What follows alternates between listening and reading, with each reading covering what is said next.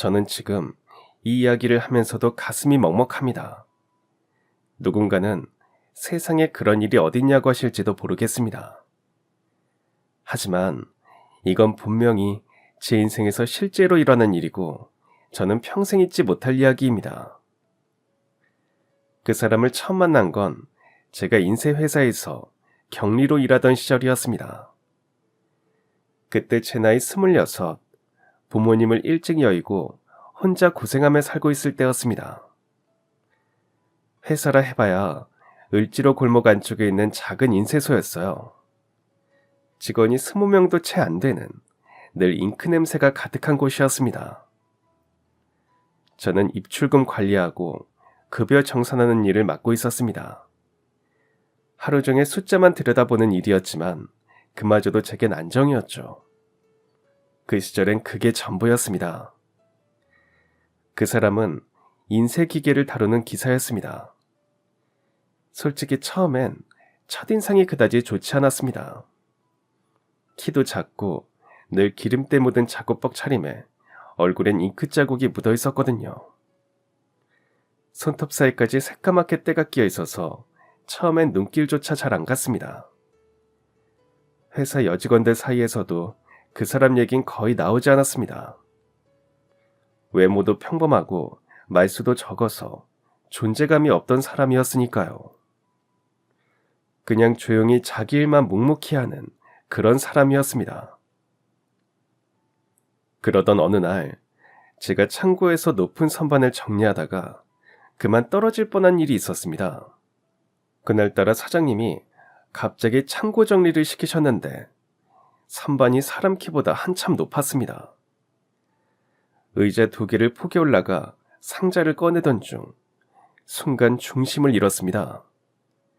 그때 누군가 제 팔을 세게 붙잡았습니다.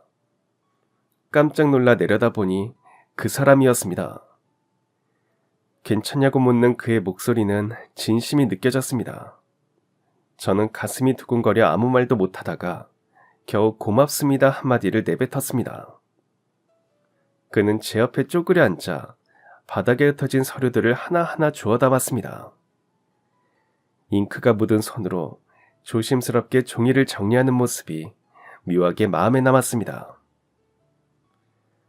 다음부터 높은 곳에 있는 물건 꺼낼 일 있으면 절 부르세요.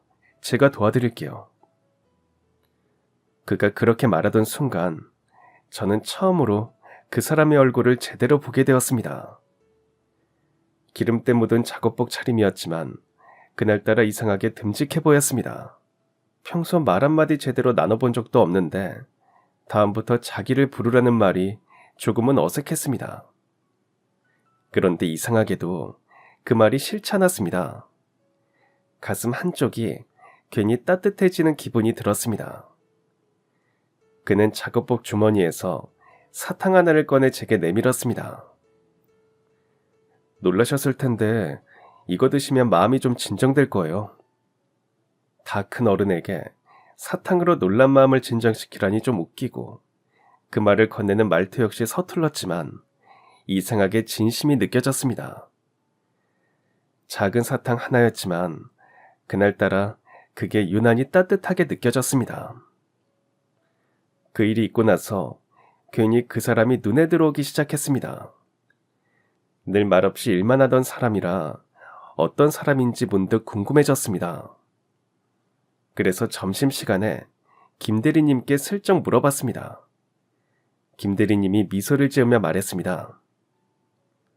아, 그 친구 참 착해요. 누가 힘든 일 있으면 제일 먼저 나서서 도와요. 그 말을 듣는데 왠지 마음이 따뜻해졌습니다. 그동안은 그저 말없고 무뚝뚝한 사람이라고만 생각했는데 알고 보니 속이 깊고 남을 먼저 챙길 줄 아는 사람이었습니다. 그렇게 알고 나니 그 사람의 모습이 전보다 훨씬 다르게 보였습니다. 외모는 별로였지만 마음씨만큼은 금 같은 사람이구나 싶었고 왠지 모르게 그가 있는 방향으로 자꾸만 시선이 갔습니다. 그 일이 있은 뒤로 남편은 지나가다 마주칠 때마다 제게 인사를 건넸습니다. 오늘도 고생 많으세요. 점심은 드셨어요? 어제 비 많이 왔는데 퇴근길은 괜찮았어요? 그의 말 한마디 한마디가 제게는 참 크게 와닿았습니다. 혼자 살다 보니 제 안부를 물어주는 사람이 없었는데 그 작은 관심이 이상할 만큼 따뜻하게 느껴졌습니다. 외삼촌 댁에 있을 때도 눈치만 보며 살았고 독립한 후에는 정말 혼자였습니다. 고시원에서 자취하며 출퇴근하는 게 제 전부였던 삶이었습니다. 그러던 어느 날 점심시간이었습니다. 회사 근처 작은 분식집에서 혼자 김밥을 먹고 있었습니다. 다른 직원들은 늘 둘씩 셋씩 모여서 식사를 했지만 저는 그럴 여유가 없었습니다. 형편이 넉넉하지 않아 늘 간단히 한 끼로 때우곤 했습니다. 그날도 창밖으로 쏟아지는 햇살을 멍하니 바라보며 김밥을 먹고 있었는데 문득 문이 열리더니 남편이 들어왔습니다. 그는 제 자리를 발견하곤 잠시 망설이다가 다가왔습니다. 혼자 드시나 봐요? 저도 혼자 먹으려고 왔는데 괜찮으면 같이 먹어도 될까요? 그 말에 저는 웃으며 고개를 끄덕였습니다. 거절할 이유는 딱히 없었으니까요. 남편은 제 맞은편 자리에 조심스레 앉더니 라면 한 그릇을 시켰습니다. 처음엔 어색했습니다. 서로 말없이 음식만 먹었고 분식집 안엔 라면 끓는 소리만 조용히 들렸습니다. 그 정적을 깨듯 남편이 조심스럽게 입을 열었습니다. 저는 고시원에 살아요. 4평짜리 작은 방인데 창문도 없어요. 순간 왜 이런 이야기를 하는 걸까 싶었습니다. 그는 멈추지 않고 말을 이어갔습니다. 저는 부모님이 안 계세요. 형제도 없고요. 어려서부터 혼자였어요. 그래서 돈을 모으는 게 늘 쉽지 않았습니다. 월급 받아도 월세 내고 생활비 쓰면 남는 게 거의 없거든요. 그래도 청약저축은 계속 넣고 있어요. 언젠가는 제 힘으로 작은 집 하나 마련해 보려고요. 그의 말투는 담담했지만 묘하게 쓸쓸했습니다. 그 말 속엔 허세도 꾸밈도 없었습니다. 그저 진심이 묻어 있었고 그게 더 마음을 울렸습니다. 그저 조용히 듣고 있던 제 앞에서 그는 잠시 숨을 고르더니 뜻밖의 말을 꺼냈습니다.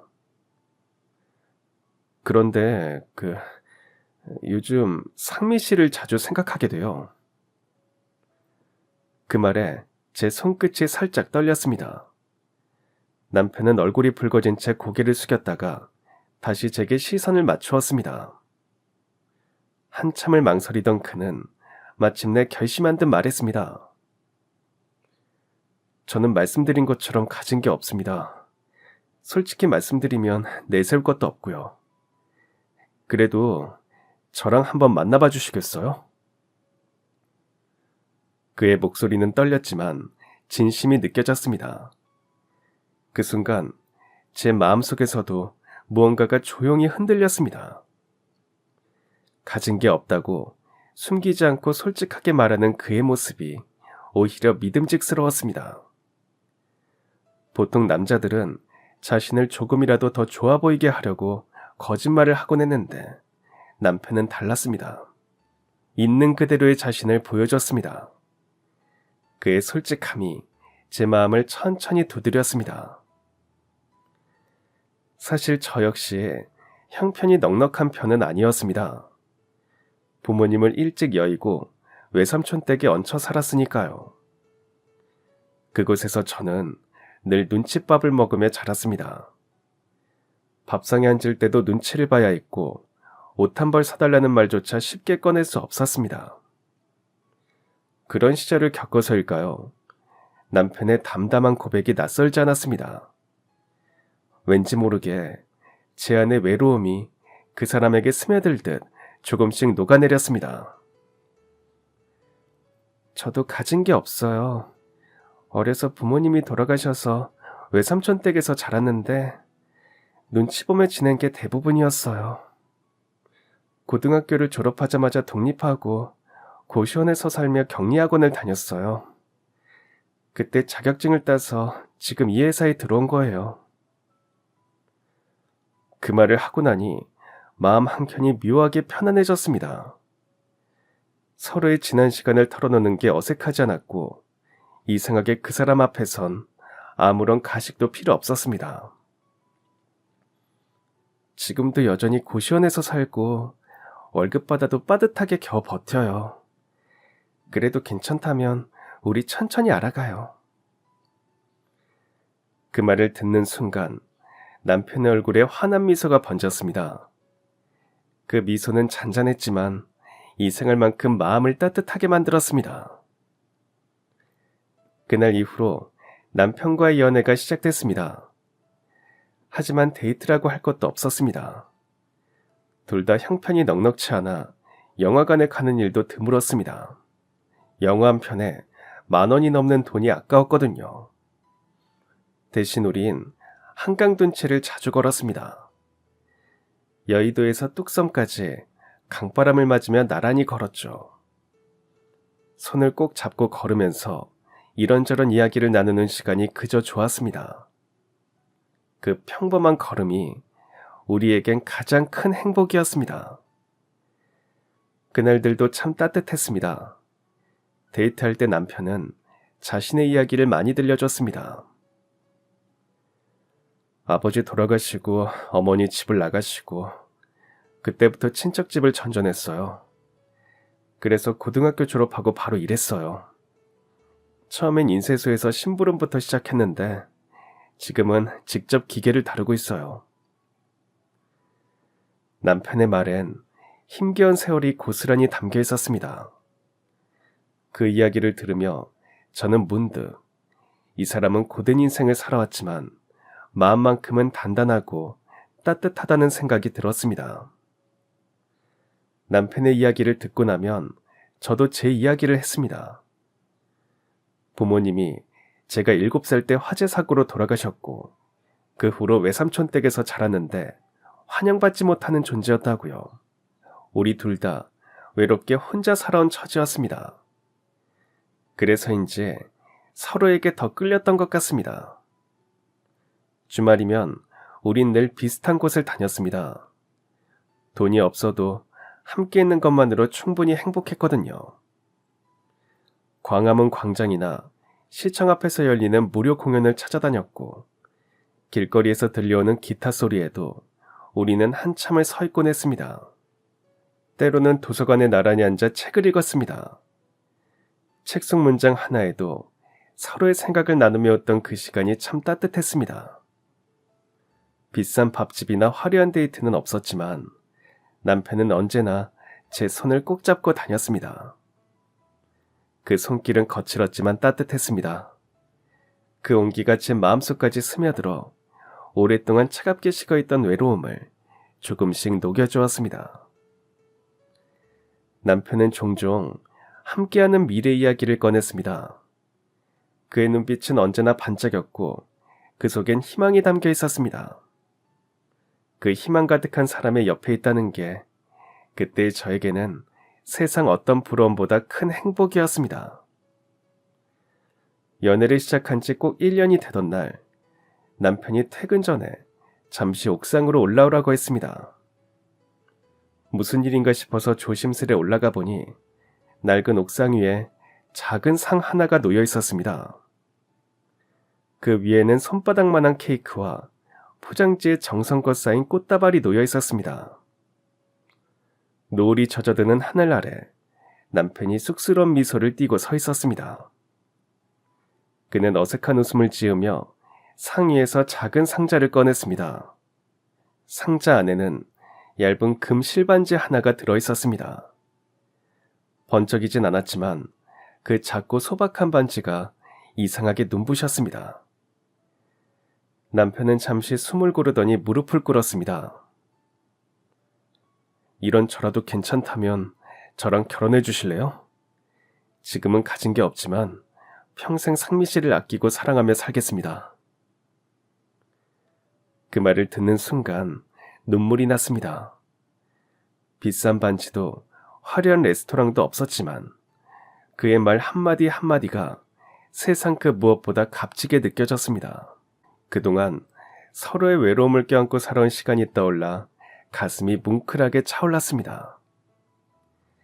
그렇게 저는 그 사람의 아내가 되기로 마음먹었습니다. 결혼 준비는 따로 하지 않았습니다. 결혼식은 우리에게 먼 이야기 같았습니다. 서로 형편이 넉넉하지 않았고 양가 어른이 계신 것도 아니었으니까요. 우리 그냥 구청 가서 혼인신고만 할까요? 웨딩드레스 입어보고 싶지 않아요? 여자들의 로망이라던데. 괜찮아요. 전 당신이랑 같이 있는 게 제일 큰 로망이에요. 남편은 잠시 말이 없더니 웃었습니다. 그 웃음이 이상하게 마음을 따뜻하게 만들었습니다. 그래서 우린 어느 평범한 금요일 오후 손을 잡고 구청으로 갔습니다. 작은 창고 앞에서 혼인신고서를 나란히 작성했습니다. 직원이 서류를 확인하고 도장을 찍은 뒤 미소를 지었습니다. 예식장도 하얀 드레스도 없었지만 그날 우리 둘만의 결혼식은 그렇게 조용하고 단단하게 완성했고 그렇게 우리는 부부가 됐습니다. 신혼집은 보증금 500만 원에 월세 40만 원짜리 투룸에서 시작했습니다. 회사에서 멀어서 출퇴근이 불편하긴 했지만 그래도 둘이 살기에 적당했습니다. 신혼가구도 필요한 것만 중고 가구점에서 사고 침대는 남편이 직접 만들었습니다. 남편이 손재주가 좋은 편이었거든요. 비록 새 침대는 아니었지만 남편이 우리 부부를 위해 정성껏 만든 침대라 저한테는 세상에서 제일 좋은 침대였습니다. 남편은 새벽이면 먼저 일어났습니다. 인쇄소는 아침 일찍 문을 열었거든요. 저는 전날 밤에 남편이 먹을 아침을 미리 준비해두고 남편보다 조금 늦게 일어나 남편과 함께 먹을 도시락을 챙겨가곤 했습니다. 남편이 출근하고 나면 방 안에 남은 밥 냄새가 이상하게 마음을 편하게 했습니다. 퇴근 후엔 같이 시장에 들러 장을 보고 집에 돌아오면 남편이 된장찌개를 끓였습니다. 낡은 가스레인지 위 냄비에서 보글보글 끓는 소리가 들리면 그게 저희 집의 저녁 종소리 같았습니다. 그렇게 밥 먹으면서 하루 있었던 일을 서로 나누는 게 저희 하루 끝이었습니다. 큰일은 없었지만 그 평범함이 그때는 참 고마웠습니다. 결혼한 지 반년쯤 지나자 연애할 땐 따뜻하게만 보이던 남편의 성격이 조금씩 부담으로 느껴지기 시작했습니다. 남편은 착해도 너무 착했습니다. 어느 날 밤 시계를 보니 10시가 넘었는데도 남편이 들어오지 않았습니다. 걱정이 되어 전화를 걸려던 참에 문이 열렸습니다. 회사 앞 슈퍼 아주머니가 허리가 안 좋다고 하셔서 물건 정리 좀 도와드렸어요. 당신도 하루 종일 일했잖아요. 그냥 와서 쉬지. 그건 그 슈퍼 사장님 일이잖아요. 그러려고 했는데 너무 힘들어하시길래 그냥 지나칠 수가 없었어요. 그때는 처음이라 그냥 그런가 보다 했지만 비슷한 일이 계속 반복됐습니다. 퇴근길에 쓰러진 취객을 발견하고 그 사람을 업고 파출소까지 데려다주고 밤 11시가 넘어 집에 돌아오기도 하고 길 잃은 강아지를 주인 찾아준다며 동네를 몇 시간을 돌아다니기도 했습니다. 명절 전날엔 회사 청소 아주머니가 선물 상자를 들지 못한다며 부탁하자 그 짐을 직접 들고 아주머니 댁까지 다녀왔습니다. 왕복 1시간이 넘는 거리였습니다. 그런 이야기를 들을 때마다 처음엔 참 착한 사람이구나 싶다가도 점점 마음 한쪽이 답답해졌습니다. 우리 살림도 빠듯한데 왜 늘 남의 일에 그렇게 마음을 쓰는지 이해가 되지 않았습니다. 우리도 여유 있는 처지가 아니잖아요.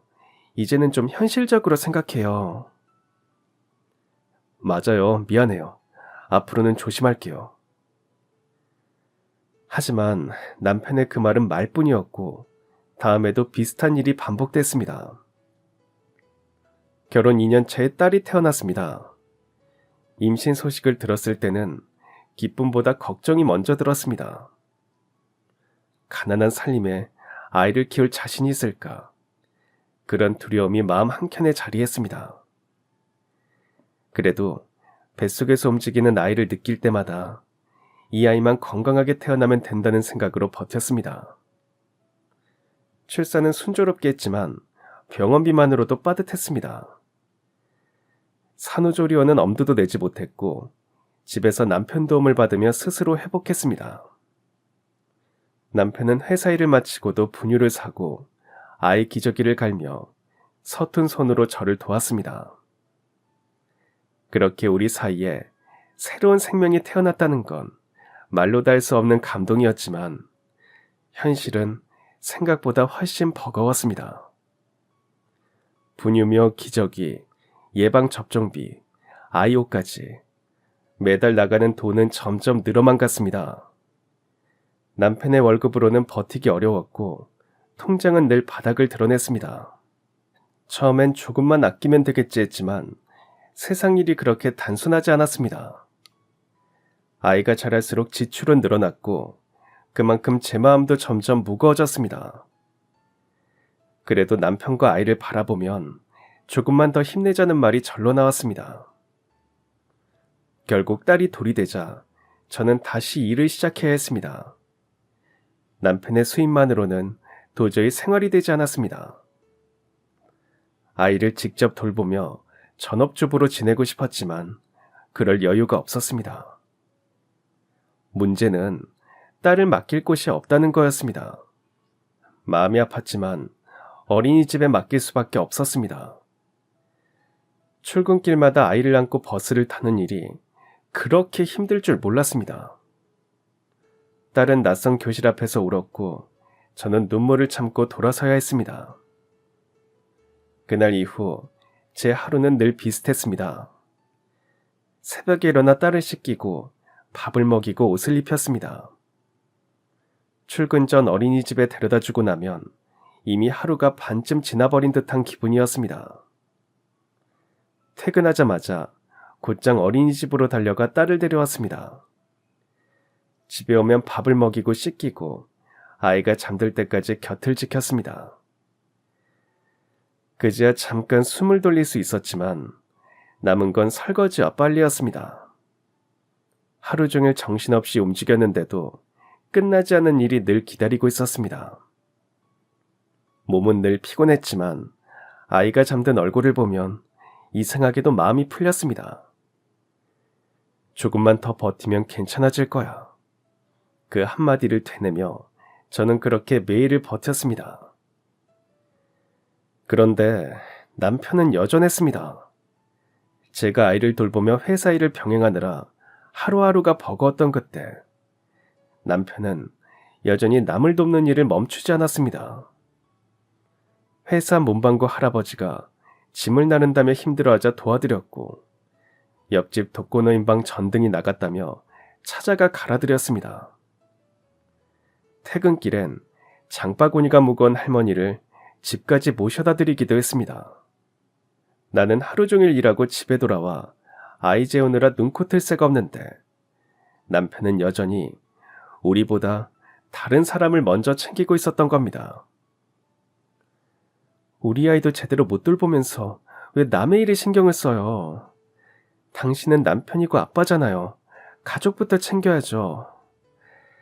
당신이 착한 거 알아요. 하지만 우리 형편 좀 생각해요. 지금은 그런 여유 없어요. 그날도 그렇게 말했지만 남편은 다음날 또 비슷한 일을 했습니다. 늘 미안하다고 말하면서도 그의 행동은 좀처럼 바뀌지 않았습니다. 그러던 어느 날이었습니다. 그날은 아침부터 비가 쏟아졌습니다. 하루 종일 일하고 퇴근길에 딸을 데리고 어린이집을 들렀습니다. 한 손엔 우산, 한 손엔 아이, 장바구니까지 들고 오느라 숨이 찼습니다. 집에 도착했을 땐 이미 저녁 8시가 넘었는데 남편은 아직도 오지 않았습니다. 시간이 갈수록 불안과 짜증이 함께 올라왔습니다. 전화는 계속 연결이 안 됐고 밖은 점점 어두워졌습니다. 그날따라 딸은 보챘고 저는 청소와 밥 준비를 하며 시계를 몇 번이나 쳐다보았습니다. 밤 10시가 훌쩍 넘은 시각, 현관문이 열리더니 남편이 젖은 모습으로 들어왔습니다. 온몸에서 물이 뚝뚝 떨어졌고 허리를 부여잡은 채 힘겹게 서 있었습니다. 미안해요. 퇴근길에 쓰러져 계신 어르신을 병원에 모셔다 드렸어요. 또요? 또 그런 일이에요? 제 목소리가 높아졌습니다. 딸이 놀라 울음을 터뜨렸고 방 안은 금세 뒤섞인 소리로 어수선해졌습니다. 남편은 젖은 머리를 쓸어넘기며 천천히 말을 이었습니다. 쪽방촌 골목을 지나는데 어르신이 비를 맞은 채 쓰러져 계셨어요. 의식도 없고 주변에 아무도 없어서 그냥 지나칠 수가 없었어요. 그 말에 순간 말이 막혔습니다. 착한 마음이라는 걸 모르는 건 아니었습니다. 하지만 지금 우리 상황이 어떤데 또 남의 일에 몸을 던지는지 이해가 되지 않았습니다. 남편은 비 오는 길에 택시가 잡히지 않아 그 노인을 업고 40분을 걸었다고 했습니다. 그 과정에서 비탈길에서 미끄러졌는데 노인을 떨어뜨리지 않으려다가 대신 자기 몸을 부딪혔다고 했습니다. 그래서 허리를 다쳤다는 겁니다. 그 이야기를 들으면서도 저는 마음이 복잡했습니다. 걱정보다 먼저 답답함이 밀려왔습니다. 왜 꼭 그렇게까지 해야 하나? 왜 우리 가족보다 남을 먼저 챙기는 걸까? 남편은 고통스러운 표정으로 허리를 붙잡고 앉았지만 제 입에서는 차가운 말만 나왔습니다. 당신이 착한 건 알아요. 그런데 그 착함이 이제는 무섭네요. 그날 밤 젖은 옷을 말리며 한참을 말없이 앉아있던 남편의 모습이 오래도록 잊히지 않았습니다. 다음날 아침 남편은 끝내 일어나지 못했습니다. 허리를 조금만 움직여도 얼굴이 일그러졌습니다. 남편을 급히 병원에 데려가자 의사는 조용히 말했습니다. 허리 디스크가 손상됐네요. 당분간 무거운 건 절대 들지 마세요. 검사비와 치료비가 만만치 않았습니다. 그동안 아껴 모아둔 생활비와 비상금을 모두 써야 했습니다. 아이 분유값과 어린이집 비용으로 남겨둔 돈이 한순간에 사라졌습니다. 남편은 병실 침대에 누워 있었고 저는 계산서를 손에 쥔 채 멍하니 서 있었습니다. 마음 한구석에서 걱정보다 분노가 올라왔습니다. 당신 때문에 우리 집 거덜나게 생겼어요. 그 노인이 당신한테 뭐라도 해줬어요? 치료비라도 내줬어요? 남편은 아무 대답도 하지 않았습니다. 그저 미안해요라는 말만 반복했습니다. 미안하단 말 이제 그만해요. 이제 정신 좀 차려요. 그 말이 끝나자 병실 안은 조용해졌습니다. 남편은 고개를 숙인 채 아무 말도 하지 않았고 그 모습이 오히려 제 마음을 더 복잡하게 만들었습니다. 걱정과 답답함, 그리고 알 수 없는 서글픔이 뒤섞여 그날 밤 저는 병실 복도에서 한참을 울었습니다. 남편은 퇴원한 뒤에도 허리 통증이 쉽게 가라앉지 않았습니다. 한동안 무거운 물건은 들지도 못했고 움직일 때마다 얼굴을 찡그렸습니다. 그 시기 저는 남편에게 점점 차가워졌습니다. 밥상을 차려도 말없이 놓고 식사 중에도 대화는 거의 없었습니다. 남편이 무슨 말을 해도 건성으로 대답했습니다. 그렇게 몇 주가 지났을 때였습니다. 남편이 주말마다 어딘가를 다녀오기 시작했습니다. 주말마다 어디 가요? 그 어르신 병문안 좀 다녀올게요. 당신 허리도 아직 다 낫지 않았잖아요. 거길 왜 또 가요? 그분이 혼자 사시거든요. 찾아오는 사람이 아무도 없어요.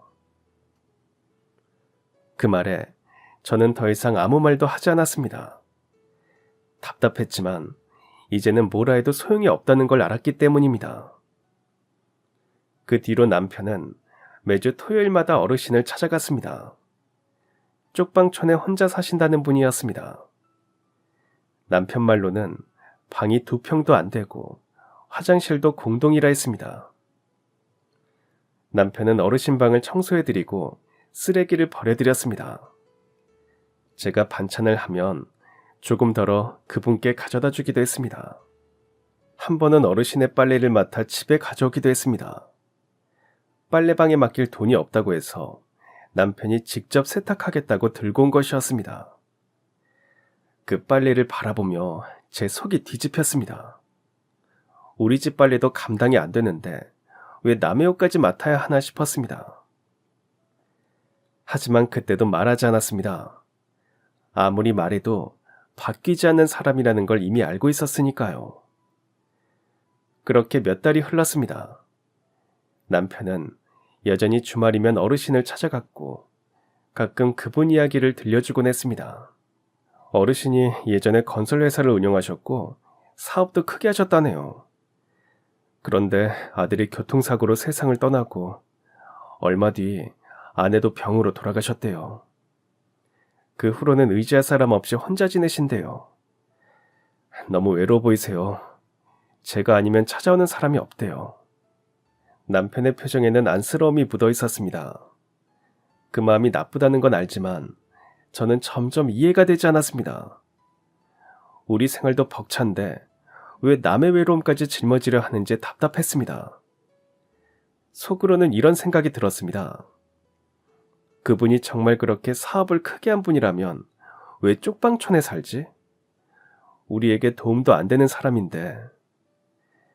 하지만 그 말은 차마 입 밖에 내지 않았습니다. 남편의 착한 얼굴을 보고 있자니 더 이상 뭐라 할 힘도 나지 않았습니다. 그러던 어느 날이었습니다. 눈이 간간히 내리던 토요일 아침, 남편이 평소보다 일찍 집을 나섰습니다. 1시간쯤 지났을 때 다급한 목소리로 전화가 걸려왔습니다. 어르신이 쓰러지셨어요. 지금 병원에 모셔가야 할 것 같아요. 남편은 바로 구급차를 불렀고 어르신은 폐렴으로 중환자실에 입원하셨습니다. 의사는 나이가 많아 위험할 수도 있다며 보호자가 곁을 지켜야 한다고 말했습니다. 그날 이후 남편은 매일 퇴근하고 병원으로 향했습니다. 회사 일로 지쳐있을 텐데 밤마다 병원에서 몇 시간을 보내고 돌아왔습니다. 회사 끝나면 바로 집에 와야 하는 거 아니에요? 미안해요. 조금만요. 어르신이 혼자 계시면 불안해하세요. 저는 깊은 한숨을 쉬었습니다. 딸을 재우고 나면 늘 빈 식탁 앞에 혼자 앉아있게 됐습니다. 남편은 몇 주 동안 빠짐없이 병원에 들렀고 어르신의 식사를 챙기고 약 먹는 시간을 확인하고 의사와 간호사에게 상태를 물었습니다. 다행히 어르신은 회복하셨습니다. 그날 밤 남편이 집에 돌아와 환하게 말했습니다. 어르신이 고맙다고 눈물을 흘리셨어요. 아들을 잃고 아내도 떠나보낸 뒤 이렇게 돌봐주는 사람이 처음이래요. 저는 아무 말 없이 남편을 바라보다가 조용히 물었습니다. 그래서 그분이 사례비라도 주셨어요? 돈도 안 되는 일을 왜 그렇게 열심히 하는 거예요? 저는 돈 때문에 그런 거 아니에요. 그분이 행복해 하시는 걸 보면 그걸로 충분해요. 그 말을 듣는 순간 말문이 막혔습니다. 착한 사람이라는 걸 모르는 건 아니었지만 그 착함이 이제는 너무 버겁게 느껴졌습니다. 저는 그저 길게 한숨을 내쉬었습니다. 이 사람은 정말 변하지 않겠구나. 그 생각이 마음속에 조용히 내려앉았습니다. 그러던 어느 날이었습니다. 그날 아침 회사에 출근한 남편에게서 전화가 걸려왔습니다. 목소리가 평소보다 밝았지만 어딘가 조심스러웠습니다. 여보, 오늘 저녁에 할 말이 있는데 일찍 퇴근하고 외식해요. 당신 좋아하는 국수집 가요. 남편은 제 반응을 살피듯 잠시 말을 멈췄습니다. 들뜬 기색이 역력했지만 저를 의식하는 눈치였습니다. 하지만 제 마음은 달랐습니다. 요즘 생활이 얼마나 빠듯한데 외식이라니. 그 말에 기분이 오히려 가라앉았습니다. 돈이 어딨다고 외식은 무슨 외식이에요. 그냥 집에서 먹어요. 그래도 오늘은 좀 특별한 날인데 국수가 비싼 것도 아니고. 나가면 다 돈이에요. 됐어요. 끊을게요. 저는 전화를 끊고 한숨을 쉬었습니다. 남편의 들뜸이 마음에 남았지만 그때는 그 이유를 짐작하지 못했습니다. 그리고 그게 남편과의 마지막 대화였습니다. 그날 오후 회사에서 전화가 걸려왔습니다. 목소리는 다급했고 숨이 가빠 있었습니다. 상미 씨, 지금 빨리 병원으로 오세요. 남편분이 사고를 당하셨어요. 지금 응급실에 계십니다. 순간 머리가 멍해졌습니다. 무슨 소리인지 손에 들고 있던 서류가 그대로 바닥에 떨어졌습니다. 저는 딸을 이웃집에 맡기고 비 오는 거리로 뛰어나왔습니다. 택시를 잡아타고 병원으로 가는 내내 손이 떨렸습니다. 심장이 두근거려 숨을 고르기도 힘들었습니다. 병원 응급실 앞에는 회사 사람들이 서 있었습니다. 그들의 얼굴이 잔뜩 굳어 있었습니다. 무슨 일이에요? 남편은 어디 있어요? 인쇄기를 고치다가 기계가 갑자기 넘어졌어요. 크게 다쳤습니다. 그 말을 듣는 순간 세상이 멈춘 것 같았습니다. 뒤에서는 아무 소리도 들리지 않았고 다리가 풀려 그대로 바닥에 주저앉았습니다. 그리고 얼마 후 의사가 나왔습니다. 유감입니다. 병원에 오는 도중에 심정지가 왔습니다. 바로 심폐소생술을 했지만 그 순간 다리에 힘이 풀려 바닥에 주저앉았고 회사 사람들이 저를 부축했습니다. 응급실 안으로 들어가니 남편이 하얀 시트 위에 누워 있었습니다. 저는 조심스럽게 다가가 남편의 손을 잡았습니다. 남편의 손은 아직 따뜻했습니다. 하지만 그 온기가 점점 식어가는 게 느껴졌습니다. 미안해요. 아까 전화할 때 쏘아붙여서. 외식하자고 했을 때 그냥 좋다고 할걸. 왜 그랬을까요? 말이 끝나지도 못하고 흐느낌만 새어나왔습니다. 그렇게 남편 손을 잡은 채 저는 한참을 울었습니다. 시간이 멈춘 것처럼 세상이 조용했습니다. 장례식은 조용히 치렀습니다. 3일장이었고 빈소는 병원 장례식장이었습니다. 회사 동료들이 찾아와 조문을 했습니다. 그들이 저를 올리고 나가면 빈소는 금세 다시 고요해졌습니다. 향냄새만이 텅 빈 공기를 채우고 있었습니다. 가족이라 부를 사람은 아무도 없었습니다. 남편도 저도 세상에 홀로 남은 사람이었으니까요. 장례 비용은 회사에서 일부 도와줬습니다. 남편의 사고는 산재로 처리되었고 보험금도 나왔습니다. 하지만 그 돈이 위로가 되지는 않았습니다. 상복을 입은 채 영정사진을 바라보며 생각했습니다. 이렇게 갑자기 떠날 줄 알았다면 그날 전화라도 다정히 받아줄걸. 그날 이후 제 세상은 조용해졌습니다. 남편을 떠나보낸 뒤 저는 쉴 틈도 없이 일에 매달렸습니다. 슬퍼할 시간조차 없었습니다. 살아야 했으니까요. 회사에 복귀했고 퇴근 후엔 식당 아르바이트를 했습니다. 주말에도 쉴 수 없었습니다. 딸은 여전히 어린이집에 맡겼고 저녁이면 데려와 밥을 먹이고 재운 뒤 다음날 새벽 또 같은 하루를 시작했습니다. 그렇게 하루하루를 버텼지만 생활은 나아지지 않았습니다. 월세는 올랐고 아이가 자랄수록 드는 돈도 늘어났습니다. 식비, 학용품, 옷 한 벌까지도 모두 부담이었습니다. 딸이 초등학교에 입학하던 날, 다른 아이들은 새 옷에 반짝이는 가방을 메고 있었습니다. 우리 딸은 친구 언니가 쓰던 가방을 맸습니다. 입학식이 끝나고 집으로 돌아오는 길에 딸이 조용히 걷다가 울음을 터뜨렸습니다. 엄마, 우리는 왜 가난해? 친구들은 다 새 옷 입고 좋은 가방 가지고 있는데 나는 왜 없어? 그 말을 듣는 순간 가슴이 저려왔습니다.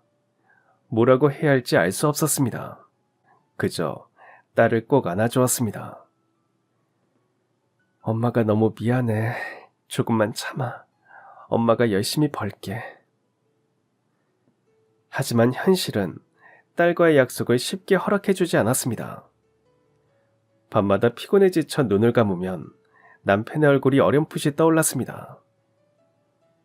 당신 없이 난 이제 어떻게 살아야 할까? 그 생각이 매일 새벽까지 다시 저를 일으켜 세웠습니다. 그래서 저는 더 많이 일했습니다. 평일에는 회사에서 야근을 했습니다.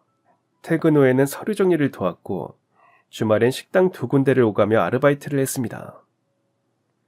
잠잘 시간조차 부족했지만 멈출 수 없었고 딸은 혼자 있는 시간이 많아졌습니다. 저녁 늦게 집에 돌아오면 식탁 위엔 혼자 그린 그림이 놓여있곤 했습니다. 엄마랑 놀고 싶어요. 서툰 글씨 한 줄이 마음을 쿡 찔렀습니다. 그렇게 하루하루를 버티며 살던 어느 날 남편이 세상을 떠난 지 3년이 되던 해였습니다. 집주인이 보증금을 올려달라고 했습니다. 하지만 우리에겐 그런 돈이 없었고 결국 더 싼 집을 알아봐야 했습니다. 역에서 멀고 오래된 집이었지만 선택의 여지가 없었습니다. 짐을 싸며 저는 그저 이렇게 생각했습니다. 조금만 더 버티자. 딸이 크면 그땐 조금 나아질 거야. 그렇게 이사를 준비하던 날이었습니다. 짐을 정리하던 딸이 갑자기 제게 작은 봉투 하나를 내밀었습니다. 이삿짐을 정리하던 날이었어요. 딸이 침대 밑을 청소하다가 봉투 하나를 들고 왔어요. 보니까 남편이 예전에 직접 만들었던 침대 밑에서 나온 거였어요. 침대 다리 사이 좁은 틈에 끼어져 있었는데 먼지가 잔뜩 쌓여 있더라고요. 저는 그냥 오래된 영수증이라도 있겠지 싶었어요. 근데 이상하게 마음이 덜컥 내려앉았어요. 봉투를 열어보니 낡은 통장 하나가 들어있었어요. 제 이름으로 되어 있었고 개설일이 남편이 사고 나기 사흘 전이었어요. 그냥 무심코 펼쳤는데 순간 숨이 멎었어요. 입금자 이름이 한기석, 그리고 금액란에 적힌 숫자 10억 원. 그 숫자를 보고 한동안 멍하니 서 있었어요. 심장이 쿵쾅거리고 손에서 통장이 미끄러질 뻔했어요. 저는 그대로 바닥에 주저앉았어요. 다리에 힘이 하나도 안 들어가더라고요. 떨리는 손으로 다시 통장을 봤어요. 분명히 제 이름이었고 입금자라는 한기석이라는 이름이 또렷하게 찍혀 있었어요. 그 순간 숨을 들이쉬는 것조차 힘들었습니다. 통장 안에는 낯선 명함이 한 장 더 들어있었습니다. 처음 보는 법무법인의 이름이었는데 왠지 그냥 넘길 수가 없었습니다. 저는 곧바로 명함에 적힌 번호로 전화를 걸었습니다. 안녕하세요. 혹시 한기석이라는 분 아시나요? 네, 알고 있습니다. 그런데 혹시 어떤 일로 문의 주셨을까요? 사실 저는 그분을 잘 모르는데요. 그분 이름으로 제 통장에 10억 원이 입금되어 있어서요. 잠시 정적이 흘렀습니다. 수화기 너머에서 낮고 차분한 목소리가 들려왔습니다. 혹시 남편분 성함이 김동현 씨죠? 가능하시면 오늘 중으로 저희 사무실로 한번 와주시겠어요? 직접 뵙고 설명드리는 게 좋을 것 같습니다. 전화를 끊고 나서도 가슴이 진정되지 않았습니다. 무언가 큰일이 일어난 것 같았지만 그게 무엇인지는 짐작조차 가지 않았습니다. 그날 오후 저는 바로 강남에 있는 법무법인으로 향했습니다. 사무실 문을 열자 중년의 변호사 한 분이 직접 나와 저를 맞이했습니다. 한기석 어르신은 남편분이 사고를 당하시기 얼마 전에 돌아가셨습니다. 그리고 어르신께서는 돌아가시기 전에 유언장을 작성하셨습니다. 그 유언장에 남편분을 상속인으로 지정하셨습니다. 한기석 어르신의 전 재산을 바로 남편분께 남기신 겁니다. 순간 머릿속이 새하얘졌습니다. 숨이 막히고 손끝이 차가워졌습니다. 변호사는 조용히 서류철 하나를 꺼내 제 앞에 내밀었습니다. 이게 유언장 사본입니다. 직접 읽어보시겠어요? 손이 떨렸습니다. 조심스럽게 종이를 펼치니 또박또박한 글씨로 이렇게 적혀 있었습니다. 나는 평생 돈을 벌기 위해 살았다. 사업이 잘 되어 큰 돈을 벌었지만 행복하지 않았다. 아들이 교통사고로 세상을 떠나고 아내마저 병으로 잃었다. 그 후로 돈이 무슨 의미가 있나 싶었다. 혼자 쪽방촌에서 죽음을 기다리며 살았다.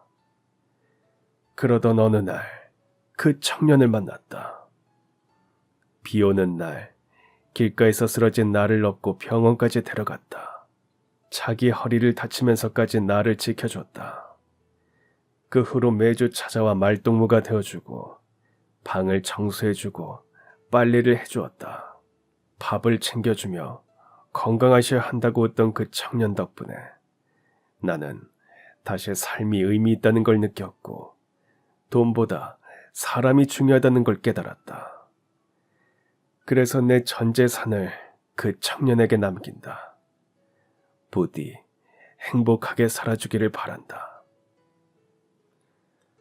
글을 읽는 내내 손끝이 떨렸습니다. 눈물이 멈추질 않았습니다. 그제야 모든 게 이해됐습니다.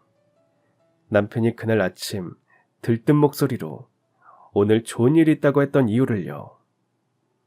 그는 아마도 변호사로부터 연락을 받았던 겁니다. 한기석 어르신이 세상을 떠남에 남긴 유산 이야기를 들었던 거겠죠. 그래서 몰래 통장을 만들고 그걸 제게 깜짝 선물로 보여주려 했던 겁니다. 남편은 그날 아침 제게 말했었죠. 오늘 저녁에 할 말이 있어요. 좋은 일이에요. 그 말이 떠오르는 순간 가슴이 무너져 내렸습니다. 남편은 돈을 자랑하려던 게 아니라 자신을 믿고 따르던 어르신이 남긴 그 마음을 저와 나누고 싶었던 거였습니다. 그런데 저는 그 마음도 모른 채 그를 몰아붙이고 상처를 줬던 겁니다. 눈물이 멈추질 않았습니다. 변호사는 제게 조용히 물 한 잔을 내밀며 한참을 기다려 주었습니다. 한참 후에야 겨우 정신을 추스르고 입을 열었습니다. 그럼 이 돈이 정말 저희 거라는 말씀이신가요? 네, 유언장에 명시된 대로 남편분께 상속이 이루어졌고 남편분이 생전에 직접 아내 앞으로 입금해달라고 요청하셨습니다. 따라서 법적으로 배우자이신 김상민 씨와 따님께 상속됩니다. 그 말을 듣는데 또다시 눈물이 쏟아졌습니다. 남편은 마지막 순간까지 우리를 생각했던 겁니다. 그 10억 원은 단순한 돈이 아니었습니다. 그건 남편이 베푼 선함의 결과이자 평생 성실히 살아온 그 사람의 마음이었습니다. 그 돈으로 저는 그동안 쌓인 빚을 모두 갚았고 딸과 함께 살 작은 아파트를 샀습니다. 역세권은 아니었지만 햇빛이 잘 드는 깨끗한 새집이었습니다. 딸은 태어나 처음으로 자기 방을 갖게 됐습니다. 방 안에 커튼을 달고 자기 책상 위에 인형을 올려두며 하루 종일 들떠 있었습니다.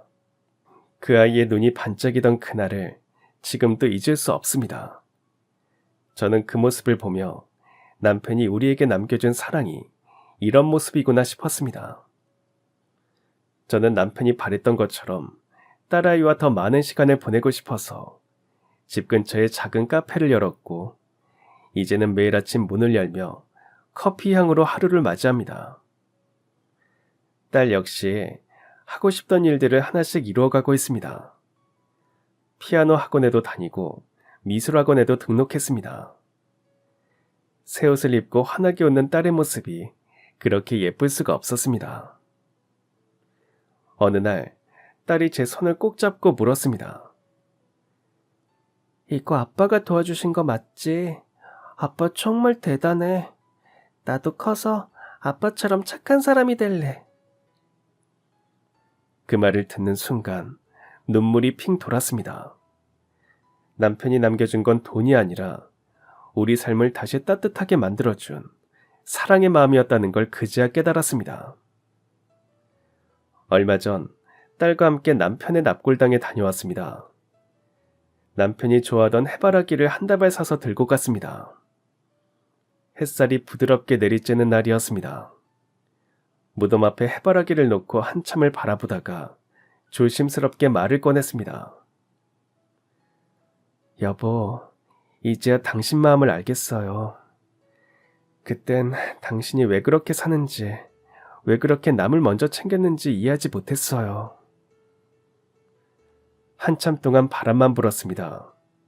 그 바람이 마치 남편의 대답처럼 느껴졌습니다. 착하게 사는 게 손해보는 게 아니더라고요. 결국엔 언젠가 꼭 돌아오더라고요. 당신이 한기석 어르신에게 베푼 그 선행이 이렇게 우리 가족을 지켜줬어요. 가슴이 먹먹해졌습니다. 손끝으로 묻은 흙을 털며 조용히 속삭였습니다. 그때 화내고 이해 못해줘서 미안해요. 이제라도 정말 고맙다고 말하고 싶어요. 그 말을 하는데 문득 남편의 환한 미소가 눈앞에 그려졌습니다. 늘 따뜻하고 사람을 편하게 하던 그 미소였습니다. 그날 이후 저는 남편이 그랬던 것처럼 살고자 노력하고 있습니다. 카페 어르신들이 오시면 커피를 조금 더 따뜻하게 내어드리고 동네에서 힘들어 보이는 사람을 보면 제가 할 수 있는 만큼 도와드립니다. 그리고 매달 고아원에 후원금을 보내며 남편이 제게 보여줬던 그 마음을 조금이라도 나누려 합니다. 이게 아마 남편이 제게 남긴 마지막 선물이겠죠. 돈이 아니라 사람을 먼저 생각하고 착하게 살아도 괜찮다는 마음 말이에요. 남편은 떠났지만 그의 따뜻함은 여전히 우리 곁에서 살아 숨쉬고 있습니다. 그럼 지금까지 사연 들어주셔서 감사합니다. 사연이 재밌으셨다면 구독과 좋아요 부탁드려요. 감사합니다. 안녕히 계세요.